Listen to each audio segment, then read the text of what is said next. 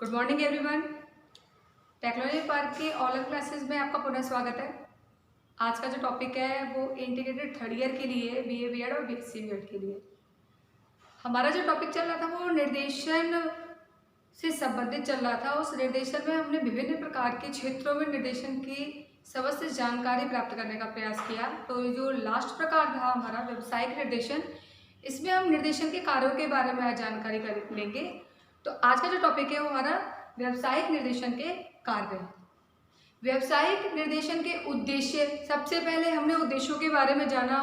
उद्देश्य क्या है, उनको स्थापित करने की आवश्यकता क्यों हुई, व्यावसायिक निर्देशन की आवश्यकता क्या है और उन आवश्यकताओं को प्राप्त करते हुए उससे संबंधित उसके कार्य क्या है। समाज में विभिन्न प्रकार के क्रियाकलापों के लिए या व्यापार को आगे बढ़ाने के लिए या व्यवसाय को आगे बढ़ाने के लिए, समायोजन स्थापित करने के लिए, इन सभी कार्यों के लिए निर्देशन की आवश्यकता होती है। तो यहाँ कुछ ऐसे कार्य जो व्यावसायिक निर्देशन को आवश्यक बना देते हैं, उन कार्यों के बारे में आज हम जानकारी प्राप्त करेंगे। तो पहला कार्य है व्यवसाय का ज्ञान कराना। व्यावसायिक निर्देशन का एक प्रमुख कार्य है व्यवसाय के क्षेत्र में व्यवसाय के कार्यों से संबंधित छात्रों और अभिभावकों को वो ज्ञान प्रदान करना जिसके बारे में उन्हें पूर्व में कोई जानकारी नहीं है। व्यवसाय की संख्या क्या है, व्यवसाय के प्रकार क्या है, कौन कौन से ऐसे क्षेत्र हैं जिसमें छात्र आसानी से व्यवसाय प्राप्त कर सकते हैं, उस कार्य को आगे बढ़ा सकते हैं, ये समस्त जानकारी व्यावसायिक निर्देशन द्वारा बच्चों को या छात्रों को प्रदान की जाती है। यदि उन्हें ये जानकारी प्राप्त नहीं होती तो उस जानकारी के अभाव में वह परंपरागत व्यवसाय से पूरी जिंदगी जुड़े रह जाते हैं। उन्हें ये पता ही नहीं चलता कि ये व्यवसाय आगे और भी क्षेत्र हैं, उन व्यवसाय में वह जाके अपने कार्य को, अपने कौशल को आजमा सकते हैं और अपने जो भविष्य है उसको कुशल बना सकते हैं। या फिर अगर उनके खुद का परंपरागत कोई व्यवसाय या व्यापार है, उसमें वह नई टेक्नोलॉजी को डालकर उसे भी बेहतर बना सकते हैं। तो ये सारी जानकारी व्यावसायिक निर्देशन द्वारा या उसकी सहायता द्वारा छात्र और अभिभावक को प्रदान की जाती है। इसका सेकंड पॉइंट है व्यवसाय में प्रवेश की विधि का ज्ञान कराना। तो यहाँ अगर हम कार्यों की बात करें तो दूसरा पॉइंट और थर्ड पॉइंट, सेकंड और थर्ड पॉइंट एक दूसरे से कनेक्ट है। तो पहले जो सेकंड पॉइंट है वो व्यवसाय में प्रवेश की विधि से संबंधित छात्रों को ज्ञान कराना है और थर्ड है प्रशिक्षण केंद्रों की जानकारी देना। ये दोनों पॉइंट एक दूसरे से ही संबद्ध हैं, जुड़े हुए हैं। कैसे कि जब बालक को व्यवसाय के क्षेत्र से संबंधित ज्ञान अर्जित हो जाता है तो अब व्यवसाय के क्षेत्र में प्रवेश भी करना है उसे। उस प्रवेश में उसे विभिन्न प्रकार के परीक्षाओं का सामना करना पड़ता है। तो कहीं व्यवसाय में इंटरव्यू होते हैं, तो कहीं लिखित पेपर होता है, तो कहीं उसको प्रैक्टिकल कराया जाता है।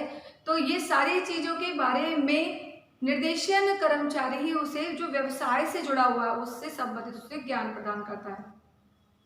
अब वह प्रवेश जो विधि है उसके बारे में जब वो जानेगा कि व्यवसाय में जब प्रवेश करना है तो इन विधियों से होकर उसे गुजरना पड़ेगा, तो इसकी तैयारी वो कैसे करे। तो इसकी तैयारी के लिए जगह जगह पर प्रशिक्षण केंद्र, ट्रेनिंग इंस्टीट्यूट खुले हुए होते हैं। वहाँ पर योग्य जो उस प्रशिक्षण से संबंधित जो विशेषज्ञ होते हैं उनके द्वारा उन्हें वो प्रशिक्षण दिलाया जाता है, जो वो प्रशिक्षण ग्रहण करके वह व्यवसाय के क्षेत्र में प्रवेश आसानी से ले पाते हैं।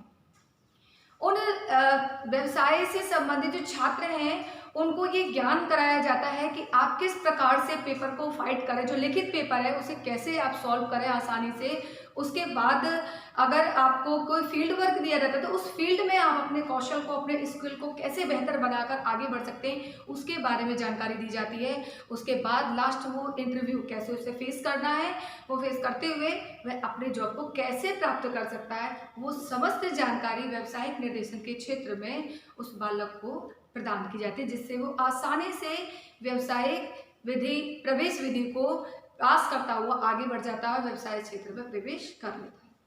फोर्थ पॉइंट है छात्र को आत्मज्ञान कराना। एक व्यावसायिक निर्देशन कर्मचारी का यह महत्वपूर्ण कार्य है कि वह छात्र के अंदर निहित उसके आत्म योग्यताओं क्षमताओं से उसको अवगत कराता है, उसे परिचित कराता है, जिससे कि वो आसानी से अपने अंदर जो समाहित उसकी योग्यता है उसके बारे में जान सके, आत्मज्ञान अर्जित कर सके, अपने कौशल को विकसित कर सके और आसानी से व्यवसाय के मार्ग पर आगे बढ़ता हुआ जाए। इससे फायदा ये होगा जब बालक को ये पता चल जाता है कि उसके अंदर कितना ज्ञान है, उसके अंदर कौन सी योग्यता है, कौन सी क्षमता है, जिससे वह स्वयं का भला कर सके। कल के वीडियो में मैंने बताया था कि जब व्यक्ति अपने बारे में, अपनी योग्यता और क्षमताओं के बारे में नहीं जान पाएगा तो वो अपने साथ साथ दूसरों को भी किसी प्रकार की कोई सुविधा प्रदान नहीं कर सकता है। तो पहले बालक अपने आत्मज्ञान से परिचित हो। तो वो आत्मज्ञान से परिचित कौन कराएगा? व्यावसायिक निर्देशन कर्मचारी, जिसके माध्यम से जब बालक आत्मज्ञान से परिचित हो जाता है तो आसानी से अपने व्यवसाय के मार्ग पर चल देता है। इसका 5th पॉइंट है समायोजन में सहायता करना। समायोजन में सहायता करना मीन्स एडजस्टमेंट करना। अब एक बालक जब वह व्यावसायिक क्षेत्र में प्रवेश पा चुका है, वह बालक जब व्यावसायिक स्थल पर अपने कार्य को कर रहा है तो वहाँ विभिन्न प्रकार के बालक, उसे अन्य और बालक भी मिलेंगे और वो वातावरण उसके लिए नया होगा।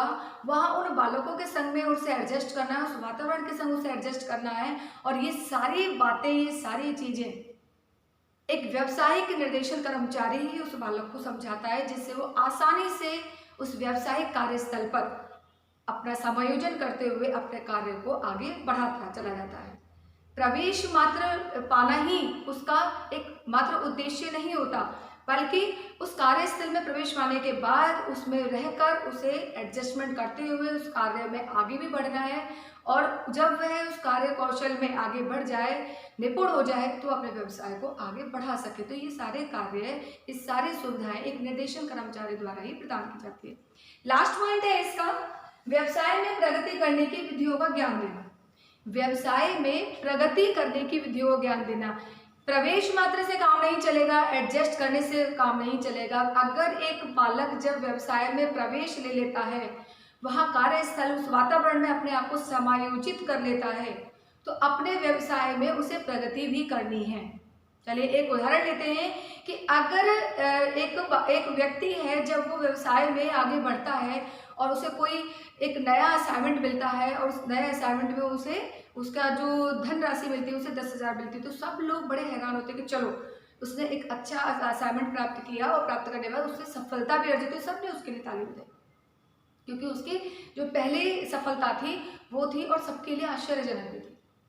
फिर वो दोबारा अचीव करता है, उसके बाद करता है, लेकिन वो 10,000 तक ही अगर वो अपने कार्य को वहीं पर स्टॉप करता है, 10,000 से आगे नहीं बढ़ पाता, तो लोगों की जो तालियां हैं उसमें भी कमी आ जाती है।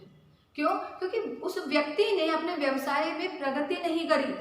अगर प्रगति करता तो शायद उसके लिए सफलता के मार्ग और आगे बढ़ते चले, तो प्रगति वही रुक गई। उस प्रगति के लिए उसको, सक्सेस के लिए उसे आगे बढ़ने की आवश्यकता है।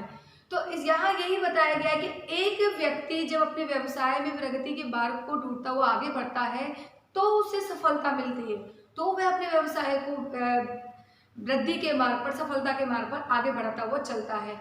तो एक व्यावसायिक निर्देशन कर्मचारी उसे समय समय पर यह बताएगा कि वह अपने व्यवसाय को किस प्रकार से विकसित कर सकता है, उसकी वृद्धि कर सकता है, उसे सफल बना सकता है, जिससे वो आसानी से अपने व्यवसाय को आगे बढ़ा सके। तो आज जो टॉपिक पढ़ा बेटा, वो हमने व्यवसाय के कार्यों के बारे में विस्तृत जानकारी ली। तो व्यवसाय के निर्देशन का आज जो टॉपिक था वो हमारा आज कंप्लीट होता है। नेक्स्ट टॉपिक नेक्स्ट वीडियो में, तब तक के लिए थैंक यू।